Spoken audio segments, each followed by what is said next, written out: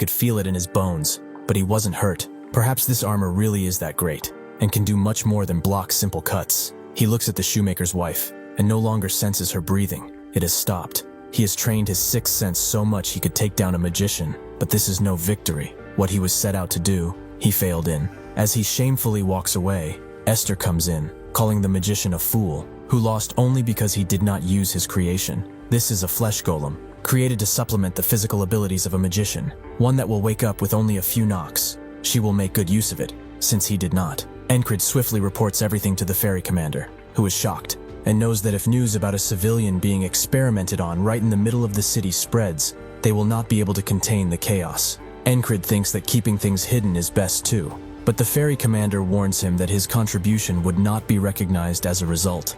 Encrid doesn't care for that. The lives of the citizens are far more important. They soon got to work repairing the tunnels, the people given some bogus story about the Thieves Guild, one that the shoemaker himself also believes. He comes to Encrid with a gift for all that he has done. His shoes seemed worn out, so he made him some new ones. He's glad he got this off his chest. He hopes that his wife will make her way back safely to him one day. He already knows he has done much work, but if he could at least try one more time to find her, he would be eternally grateful. Encrid keeps silent for a moment, and then says he will do his best. After this interaction, he goes somewhere quiet to collect his thoughts. Was it really right for him to give that man hope? Would it have been better to just tell him the truth? That would have made him despair? If he ever becomes a knight, would he be able to prevent these things? Encrid cannot know the answer to these questions, so he leaves them in the dirt with his old sword. After all of this, Encrid and his team took on a monster hunting quest, thinking that it would be at least exciting, but really, the monsters are way too slow to be a threat, making them pretty bored. Encrid can't deny that this is for normal people. Should he have gone on a solo mission perhaps? Rem notices that he's bored too, but he would like to fix that. He drops his shield and charges in with his blades, surprising the commander of the mission. He tries to tell Encrid to keep that guy on a leash, but Encrid charges in too, despite the commander's screams. As he takes down a beast, Rem tells the commander not to get it wrong. They were the ones who rubbed off his craziness. Encrid can't believe he's the one saying that, but it doesn't matter anyway. Together, they unleash hell on the beasts, leaving the common soldiers to only stare at them. After they are done, Encrid still does not seem satiated, so the commander tells him to go to the armored units if he desires more action, as they are fighting much stronger monsters. Sure enough, besides having to deal with disgusting-looking beasts, deadly harpies are also a concern, who pick up the soldiers with ease, and then throw them from up high, dealing some pretty heavy blows. Encrid and Rem charge in, with Encrid having a history with harpies. In his brief job as a mercenary, his squad was butchered by harpies. He remembers it vividly, because he had really good people around him. He draws his blade sharply, as no more people will die today because of these chickens. One of the harpies sees them charging in, and lets out a high-pitched scream, making the other soldiers flinch with pain. But Encrid is not affected by this disorienting sound. He has faced death countless times after all. He successfully hits the harpy's wing, and cuts it off completely with one last charge. Rem holds another harpy and tells him that he's doing great. Why don't they bet on who can get the most kills? Another harpy approaches from behind, and Encrid says that he's not here to play. He swiftly gets out of the way and cuts down the harpy, making the soldiers think that he's actually pretty cool. Rem doesn't let up either, and together, the harpies are soon dealt with. Torres and his group are there too. They were supposed to help the heavy company, but at this point, they aren't needed. The harpies see Encrid as a threat now, so they swiftly disarm him and rush to incapacitate him, but Encrid takes care of one with a whistling dagger. He's not out of the fight just yet. The other knows that its time is limited. It rushes in, and as Encrid does the same to get his blade, with only a few seconds to spare, he swiftly grabs the handle and cuts up, killing the harpy. The others refuse to fight any longer and leave, much to the soldiers' surprise, to think that they would make actual monsters run away like this. Encrid looks upon what he did. These harpies are probably not the same ones that killed his mercenary group, but maybe one or two were.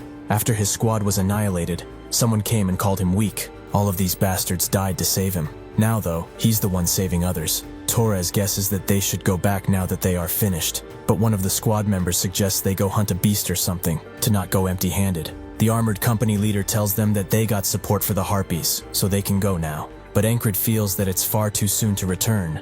They should kill at least a couple more beasts. Torres and his company think of him as a lunatic. After helping the armored company, he still trains. Some soldiers are surprised that he's trying so hard, one of them asking the other when he will try so hard, because he's pretty lazy. The next day, Encrid takes another request, promising to finish it by the evening, and getting another. making the boardmaster wonder if he has clones or something. Even after taking care of so many requests, he still trains, something which the soldiers keep in mind, and one of them feels inspired to try too. A day passes, and someone joins him. Another day passes, and the training ground is filled with soldiers. The ferry commander notices how different these guys seem nowadays, and her assistant says that they are all following Encrid. It's basically become a trend. She cannot ignore him anymore with this, so she drags him somewhere empty, as she got some order from above for him. Starting today, his squad, Squad 444, will be promoted to an independent platoon, operating under the 4th Company. This makes him an independent platoon leader.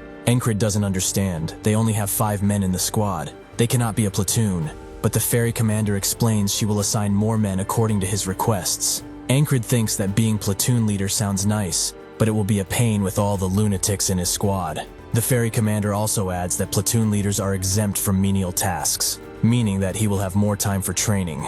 Encrid immediately bows down and thanks her for the opportunity, but she's not done with him yet. She wants to have a duel, and her only weapons will be her hands. Encrid finds this as an opportunity. After his crushing defeat against her, he trained constantly with Auden.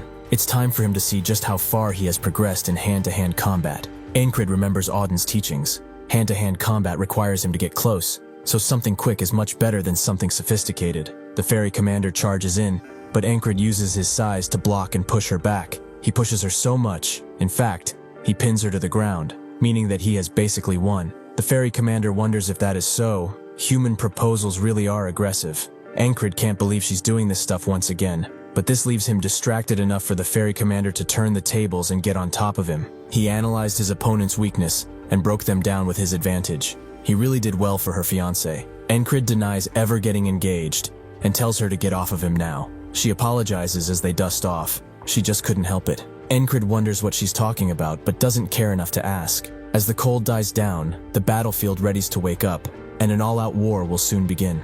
The Aspens have begun to mobilize, desperate to rectify the dishonor they incurred from that defeat. With this advent, the army of Norelia began preparations too. A new battalion commander shows up, Marcus, who Christ recognizes as the warmonger. He being here means serious business. He is one of the key officers in the Cyprus division, and unlike his predecessor, he's a great tactician, while being experienced with real battle. He knows that the Aspens are not weak enemies, and their armies are filled with weaklings that only puff off their numbers, besides the heavy armored corps and the border guards. Among these people, there's only one that caught his eye, the platoon commander, the one everyone calls the Spellbreaker. He's been pretty heroic since the last battle. He cannot know if it was skill or blind luck, but he will soon give him the chance to prove himself and how useful he is. Because of this, he and his quad get sent to scout along the Penhanil River, something which Rem finds extremely boring. Encrid doesn't care because he's training. They've got a lot of free time after all. Kreis recognizes this area, and their newest team member confirms it's near the Crossguard, Aspen's fortress city. This is Henry, and he finishes by saying that it was created for military purposes, similar to how they got border guards. Kreis knows that they are probably going to gather a bunch of intel on them, but Rem doesn't want to go, and tells Encrid as such. He is kind of forced in this situation. He cannot refuse an order from the commander after all. Rem guesses that he's going too, if that's the case.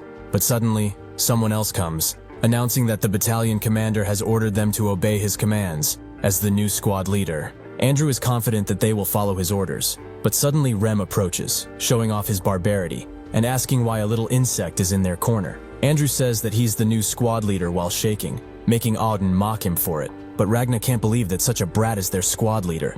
Andrew won't let up. If they have a problem, they should fight it out. He volunteered so that he could fight by Encrid's side. He's never going to leave. Rem likes how feisty he is. Auden simply wants to loosen up his joints a bit, and Jackson guesses that a finger is enough. Encrid tells them to go easy on him, but his bodyguard begs him to stop this. He asks why. It seems like they are all getting along pretty well, at least in his book. If Rem offers a duel to someone the first time they meet, it means that he likes that person, but the bodyguard thinks that he would likely murder that person too. Andrew continues to try and fight while his legs are quivering. All the while the bodyguard demands he stop provoking them so much. Henri asks Encrid if he knows much about the geography of the river they are going to. It's quite a dangerous area, so he will tell him what he knows once they set out. That night, Encrid sets out, brandishing his new armor. He meets up with Torres, who guesses that he's going out on duty. He has seen him around often. He also heard about his promotion, so congratulations are in order. They are the same rank now. Encrid can't compare himself to the king's finest, but Torres feels that nobody cares about such a thing. He asks how old he is, and Enkrid says 30, confusing Torres. He is older than him and has that handsome face. Enkrid heard that he should relax, so he will. What's the mission about anyway? Torres explains that they will cross the Pen Hanil first. He was going to explain it in more detail once the others arrived, but even the bosun is not here. Can't be helped. They should just relax for a little longer. Enkrid agrees and starts swinging his sword. Apparently this is what passes for rest to him. Torres can't believe how persistent he is. He trains hard and people acknowledge him. He's also pretty handsome for his age. This bastard. Doesn't he have too much? Enkrid notices killing intent coming from him, but it's actually just seething jealousy. Torres relaxes, remembering that their record at the inn was 14-6. He's at least better at fighting. Enkrid smiles, as that was in the past, but Torres reminds him that he's not the only one who got stronger. Enkrid is glad to hear that, and readies his blade for another fierce number of battles. Torres is the first one to strike, but Enkrid retaliates, forcing them into exchanging a flurry of slashes. Torres already knew by watching him fight the harpies, but this bastard has gotten unimaginably strong. He can't go down like this, so he puts both of their blades to the ground and goes for a punch, something Enkrid doesn't get, but soon sees the reason behind and barely gets out of the way. The hidden knife slashes Enkrid's cheek, but he is more impressed by it rather than scared. This is Torres's hidden technique, hidden knife, and he doesn't have to cut his ring finger for it either. Enkrid finds it ridiculous, making Torres think that he's going to call him a coward, but Enkrid actually finds it pretty cool and wants to learn how to use it. Torres can't believe him, but agrees to teach him a few tricks. The boatswain actually arrives, but they don't even notice him as they train, making the old man wonder if they are even crossing the river at this point. Eventually they do so, but even on the boat, Enkrid continues to learn. They arrive at their destination as day appears, Enkrid knowing that they are supposed to meet with a recon team, but he does not know where the rendezvous point is. Torres suggests they wash up for a bit. They are already drenched in sweat, as is from their training. Enkrid can't deny that after smelling himself, so they both get into the water. Torres turns around just as Enkrid is taking off his pants and sees his real fighting sword. He's now even more jealous. His fighting spirit is completely gone. Enkrid doesn't get it and asks him to charge if he's ready, but Torres wasn't telling him to spar. Suddenly a woman speaks. She has been looking for them all this time, and yet here they are, taking a bath without a worry. Enkrid is surprised by her presence, as he did not detect her or the others. She explains that they must get near the crossguard before the day closes, so they should hurry up and get out. Torres asks how he's supposed to do that with her watching, but she doesn't care what she sees, so they should just come out. Enkrid does so first, allowing her to see his fighting sword, something worth looking at. Torres notes that her eyes are obvious, but she promises she was looking at his abs. She introduces herself to Enkrid as Finn.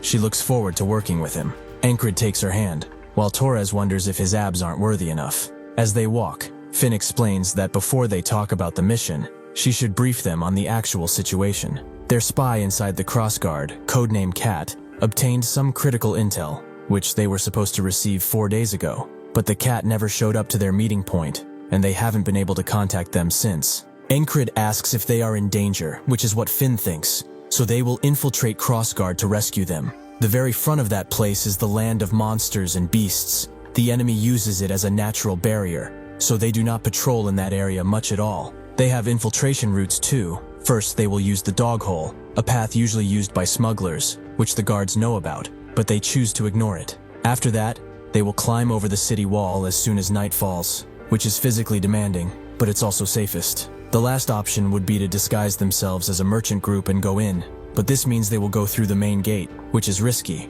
although it's much more convenient than climbing. Her platoon members are to stay at the meeting point in case Cat actually shows up, so only the 3 of them will go into Crossguard. The difficulty is about the same no matter what they choose, so he can choose. Enkrid thinks she made it sound easy, but they all know it won't be so simple. Torres thinks she should choose since she knows the situation best, so Finn chooses the dog hole. They will be departing in the morning. After night falls, Enkrid continues to train, but the most he can do is throw a rock a few inches from him. Torres wonders how he even learned swordsmanship with those skills, but he will get it eventually. He just needs patience. Finn arrives at their sleeping spot.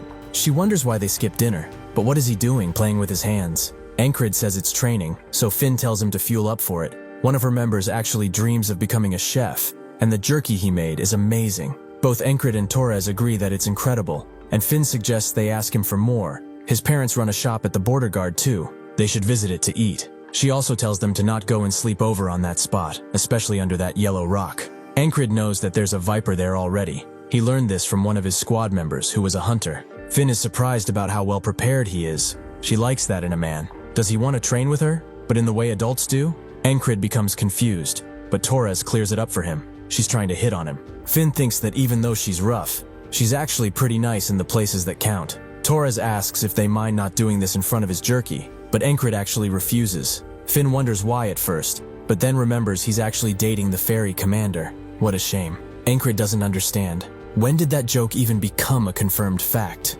Finn leaves while telling him they should speak casually from now on, and orders them to rest, as tomorrow is a long day. As Encrid rests under the red moon, his mind becomes blurred, and the ferryman appears. This makes Encrid get up. He has not seen that bastard for a long time, meaning that he must have something to tell him. He also remembers the ferry commander apologizing for something, but this actually makes him smile. He knows that this mission is another massive wall that he must clear. Torres doesn't get why they are infiltrating at day, so Finn explains that the guards are not clueless, even if they are turning a blind eye. Encrid agrees that they are catching them off guard because they would not expect anything now. Torres feels like he only exists to take the blame, but anyway, Finn notes that they should go. As they move, Encrid analyzes Finn, as she's a ranger, so it's imperative that she move quietly, with as little equipment as possible, because they scout ahead of anyone else. He notices her footsteps that barely make any sound, and wonders if he can do the same. Suddenly, a bunch of guards appear in front of them, clearly coming here for them. Finn tries to signal the retreat, but there are guards behind them too, and the commander tells his men to kill them. They all get prepared for battle, and the crossbows fire, with Finn being the only hurt. They all get to taking out as many guards as possible, but Encrid knows that Torres and Finn are not used to fighting against such a large force. They will not be able to fight at their full capacity. Sure enough, Finn is too focused on a target on the ground, and Torres is defending too much, causing both of them to die at once. Encrid understands. This is the wall he must pass, but he will not just give up. He throws a bunch of whistling knives and rushes in with his blade, but under the orders of the commander, he is swiftly pinned down, and even if he tries to dodge, his death is more than assured. After the reset, Encrid thinks on the situation, as a force of that size wouldn't just appear there. They were waiting for them, so they have to keep that in mind. Finn asks why he's not ready, as it's time for the smuggler's hole, but Encrid explains that he doesn't feel good about that place. How about they enter by scaling the walls? Torres tells Finn that Encrid once destroyed an enemy spell just by following his senses, so listening to him won't hurt. Finn understands, but they will need to wait until night, so time will be wasted. Encrid suggests they go for a round, with Finn not knowing that he liked it during the day. Encrid was talking about a regular duel, which Finn is disappointed by, but she doesn't work with swords. Encrid tells her that they should fight without weapons, which she can do. Encrid thinks that the enemy might be knowing of their arrival either way, so they will end up fighting in every situation. It will be good to know how capable the team is, and to get some training in while he's at it. Encrid asks if she wants to attack first, but she beckons him forward, making him charge in with a punch that leaves him open for a kick that he blocks with his other hand. Finn seems to be backing down, but charges in with a kick instead. Encrid knows this is dangerous, so he thinks that he will use the same tactic as the ferry commander and charge her because of his superior size. But as soon as he pins her to the ground, she catches his hand and puts him in a leg lock. Torres sees that she clearly won and stops the match, with Encrid thinking that even if small Finn is packed with muscles, there's a reason why she prefers barehanded combat after all. All in all, she's the perfect training partner, so he asks if she wants to go another round. Finn says nothing but makes a face, making Encrid repeat that he meant to spar, but Torres just asks them to stop doing this in front of him and everyone else. As the day sets, Finn notes that they will soon go, but wonders if Encrid will go out like that. He asks if there's something wrong with his attire, so she explains that he's got too many weapons. He's going to pass out from exhaustion before he climbs the wall. Torres asks how he's doing, and Finn just looks at him and says that he's fine or whatever. He goes to cry in a corner because of his hurt feelings, and Encrid tells her that he can probably climb the walls fine with this much gear. Finn likes how innocent his thinking is. They aren't just climbing the walls, but those mountains too. Encrid knows that climbing will be a challenge, but none of his walls have been easy to climb after all. When he returned from the magician's tunnel, he picked up some small trophies to buy a new sword, since his old one broke. Krace was shocked when he saw the magic tools he brought. Just one of these would get him enough krona to buy him a full set of equipment. Encrid told him to get him the best sword for that amount, making Krace wonder if he thinks about anything else besides his sword. Encrid is doing this because to a person that lives by the sword, Their blade is the only lifeline they have. Heading out without a sword is not an option. Finn thinks that he really should have left that longsword behind, even if we're to put away all the other weapons. Only carrying that thing will drain him.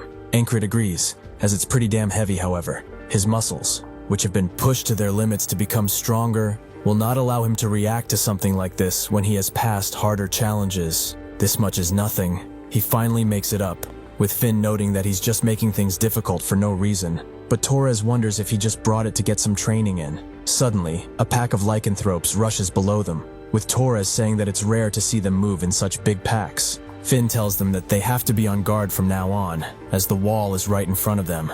Even if they want to climb it, they can't take any cover, because there's still light out. Finn tells them not to worry too much. It's actually so bright when the two moons are up like this, that the guards do not pay much attention. So at her signal, they charge in silently. But Encrid is the only one who notices the guard that was presumably ignoring them stare right down their souls. They do make it to the wall, and Finn notes that it's like she told them, pretty easy. Encrid is sure that the guard saw them, but maybe his visions are playing tricks on him. They get ready to climb, while Finn explains that past this wall is the slums. If they hide there, there is no way those bastards can find them. She also suggests that Encrid ditch his sword, as this climb will be much harder, but he says that this will not be a real workout without some weights. Finn thinks that he really is insane, and as they climb, Encrid understands why this would be the safest route. If they do get past the walls, infiltrating Crossguard will be easy, but only if this wasn't a wall. Just like how there were guards ambushing them in the tunnels, there's a pretty good chance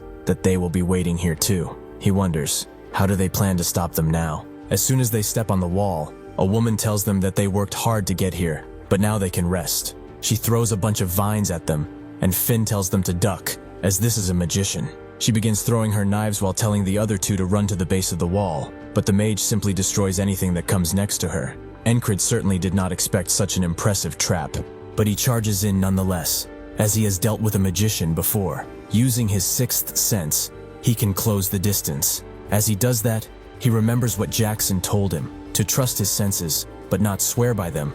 A strong opponent will fool any sense, especially magicians. Sure enough, he is pushed away by the vines, and Finn screams at him for being an idiot, causing both her and Taurus to be impaled. No matter how much he tries, Encrid cannot take the vines away from himself. The mage applauds his courage, so before anything, she reveals that she is Retcha of the Rose Vines. With a clenching of her fist, she explodes Encrid. He was a fool, just like how not every foot soldier is equal. He shouldn't have expected the same thing to apply to magicians. He was cocky. He got drunk on the fact that he got stronger and charged in without any type of analysis. The ferryman wonders if he knows his place now. He finds it odd, using the power of today to get stronger instead of suffering for his consequences. But against such an overwhelming wall, he is nothing but an ant. Encrid thanks him. He reignited that fire within him. This is exactly what this wall needed. The ferryman smiles, as he wonders if he will say that after meeting the third wall. Encrid tells Finn that he wants to enter as a disguised merchant this time,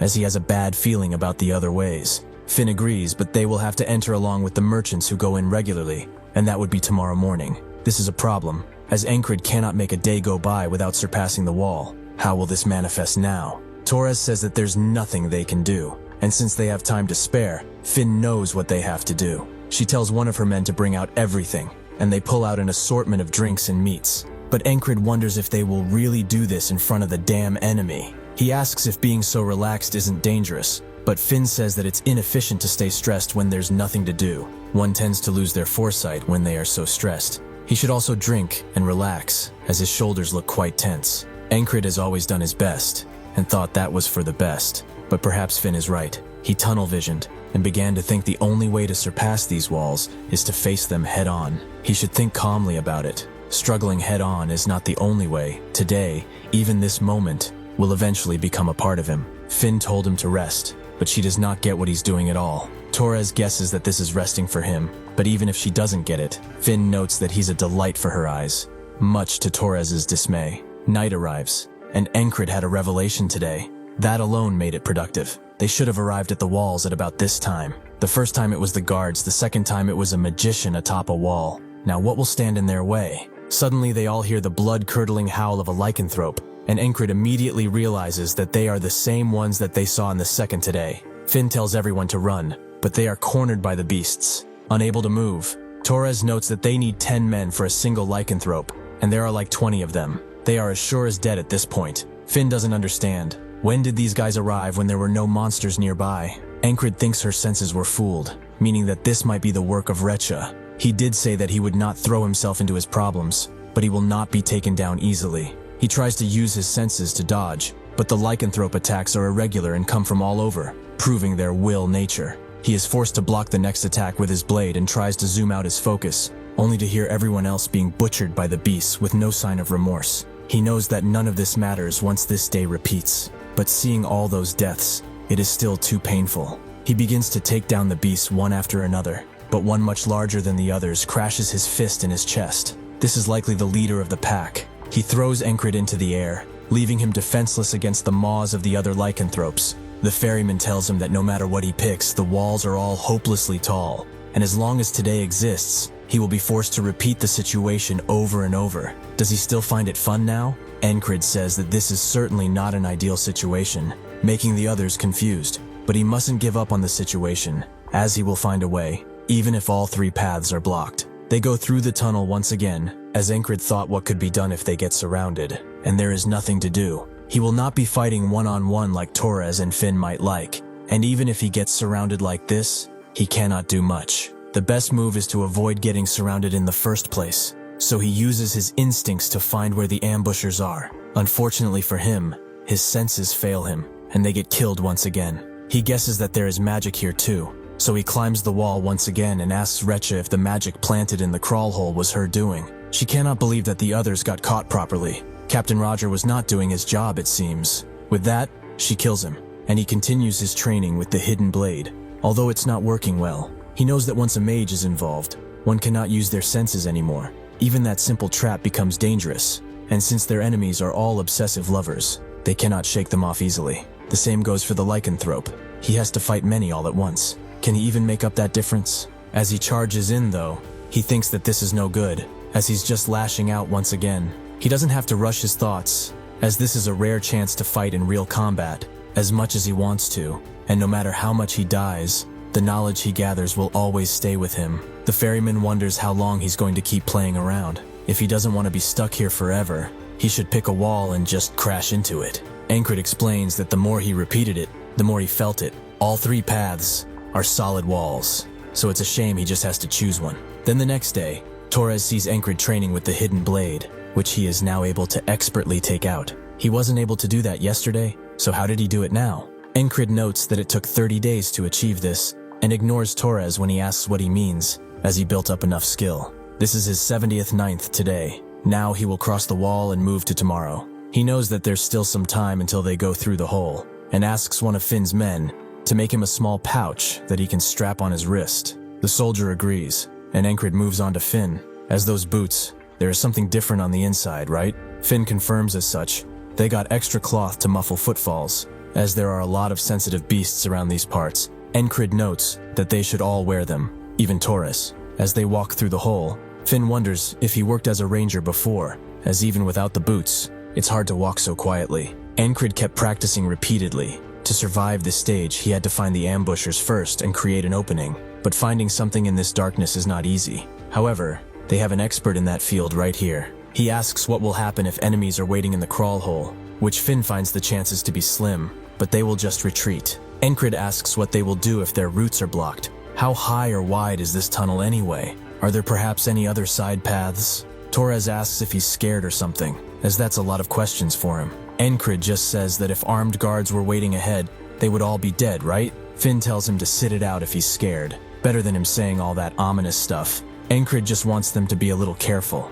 He has to make his teammates move how he wants, and given their status, he cannot just brute force it like in the past. He must use persuasion. He has to be like Krang back in that old infirmary.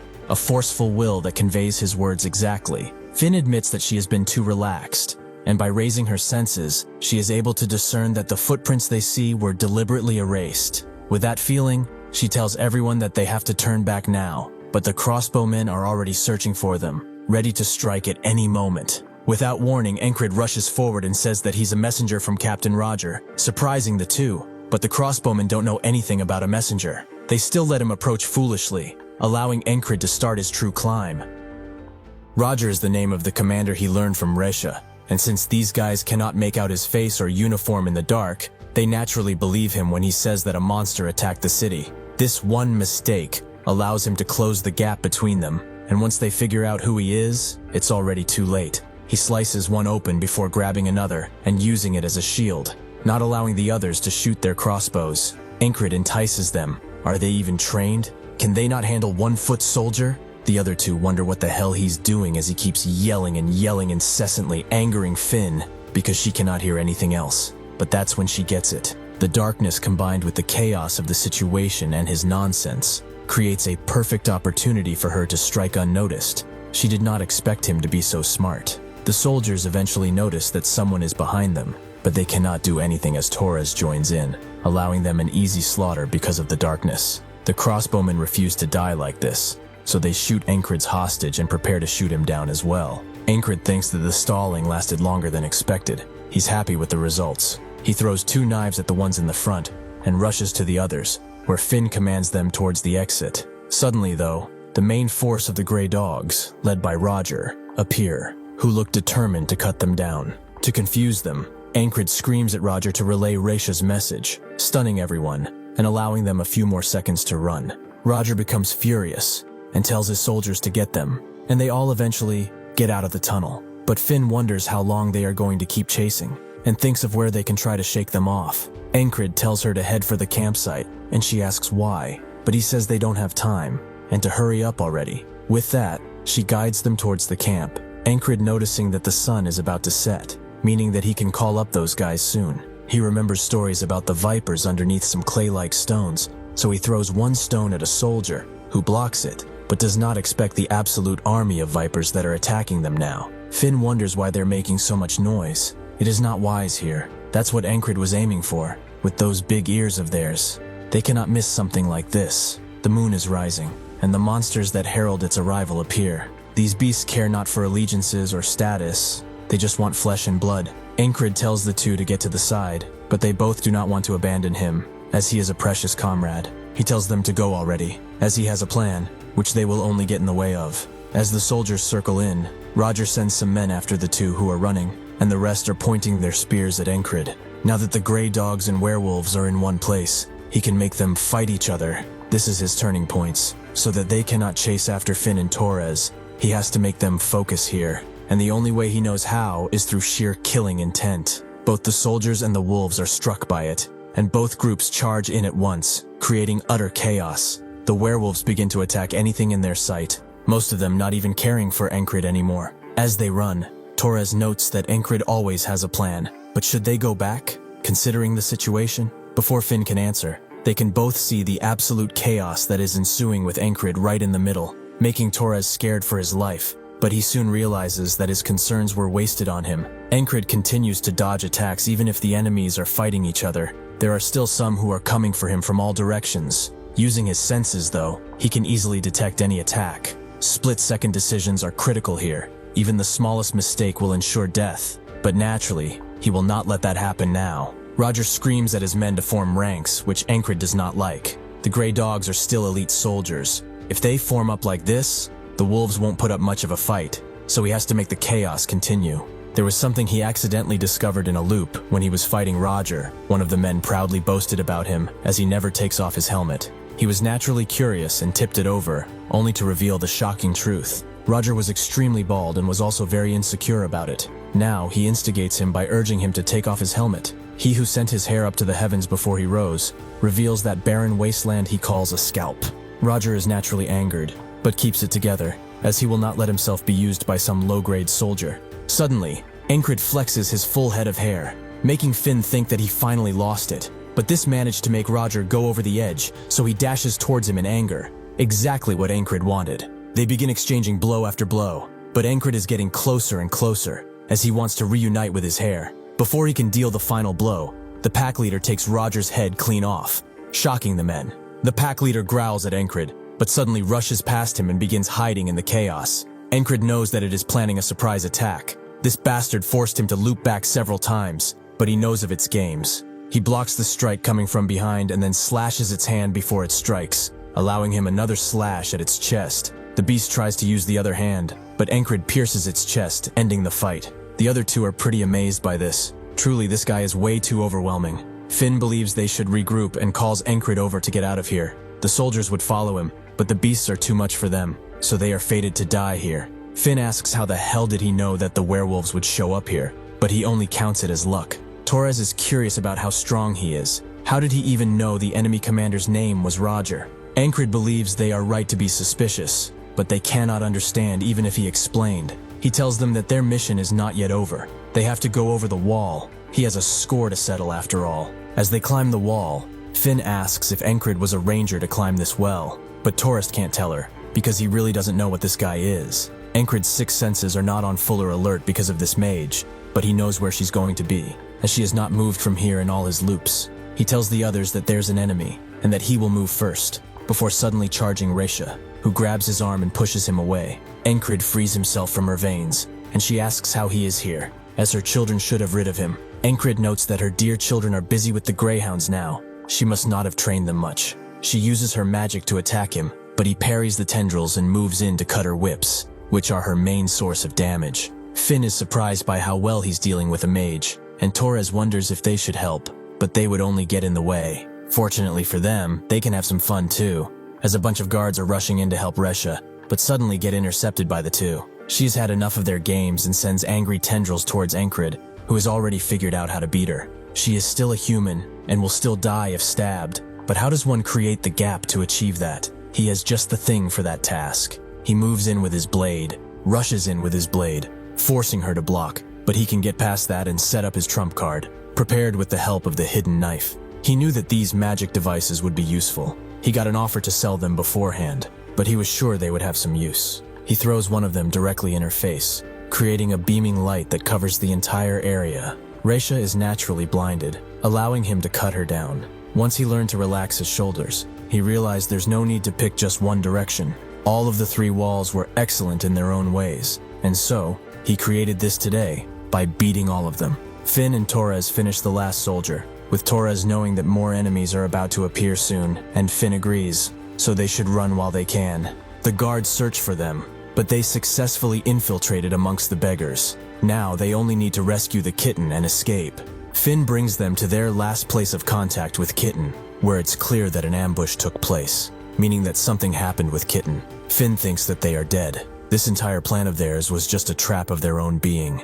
Encrid believes now that the letter they got from Kitten was written by Aspens to lure them here and kill them. The guards are still adamant on their search, screaming and shouting about searching everywhere. But even if Finn suggests that they escape now, it will be a huge gamble. Considering the amount of guards present, Encrid has a method for them to get out, and they soon start a fire to attract as much attention as possible.